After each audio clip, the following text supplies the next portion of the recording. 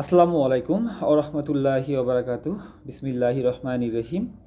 কুরবানির দিন গোস্ত খাওয়ার আকাঙ্ক্ষা প্রসঙ্গে সহিহ বুখারী হাদিস নম্বর 5151-তে বলা হয়েছে, সাদাকা রহমতুল্লাহ আলাই আনাস ইবনু মালিক রাদিয়াল্লাহু আনহু থেকে বর্ণিত, তিনি বলেন, কুরবানির দিন নবী সাল্লাল্লাহু আলাইহি সাল্লাম বলেছেন, যে ব্যক্তি সালাত আদায়ের পূর্বে জবে করেছে সে পুনরায় জবে করবে।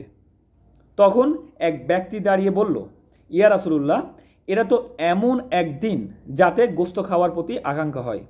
তখন সে তার প্রতিবেশীদের কথাও উল্লেখ করলো এবং বলল, আমার কাছে এমন একটি বকরি আছে যেটি গোস্তের দিক দিয়ে দুটি বকরির অপেক্ষাও উত্তম হবে। সে এই কথা বলতেছে এই কারণে, কারণ সে কুরবানির ঈদের নামাজের আগে কুরবানি করে ফেলেছে। তো পরে নামাজের পরে, আর যেহেতু ওটা কুরবানি বলে গণ্য হয় নাই এবং নামাজের পরে কুরবানি করার মতো তার কাছে একটা বকরির বাচ্চা আছে, সেটা সম্পর্কে সে বলতেছে যে এই বকরিটা দুটি বকরির অপেক্ষাও উত্তম হবে। তখন নবী সাল্লাল্লাহু আলাইহি সাল্লাম তাকে সেটি কুরবানি করতে অনুমতি দিলেন। আনাস রাদিয়াল্লাহু আনহু বললেন, আমি জানি না এই অনুমতি এই ব্যক্তি ব্যতীত অন্যের বেলায় প্রযোজ্য কিনা।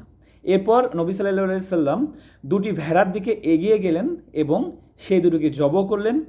লোকজন ক্ষুদ্র একটি বকরির পালের দিকে উঠে গেল, এরপর ওইগুলোকে বন্টন করলো, কিংবা তিনি বলেছেন সেগুলোকে তারা জবে করে টুকরো টুকরো করে কাটলো।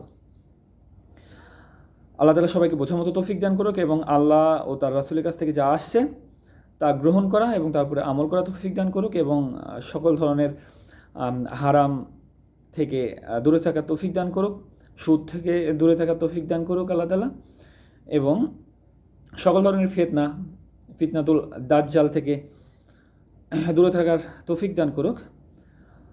সবাইকে 5 ওয়াক্ত নামাজ পড়ার তৌফিক দান করুক। সবাই ভালো থাকবেন। আল্লাহ হাফেজ।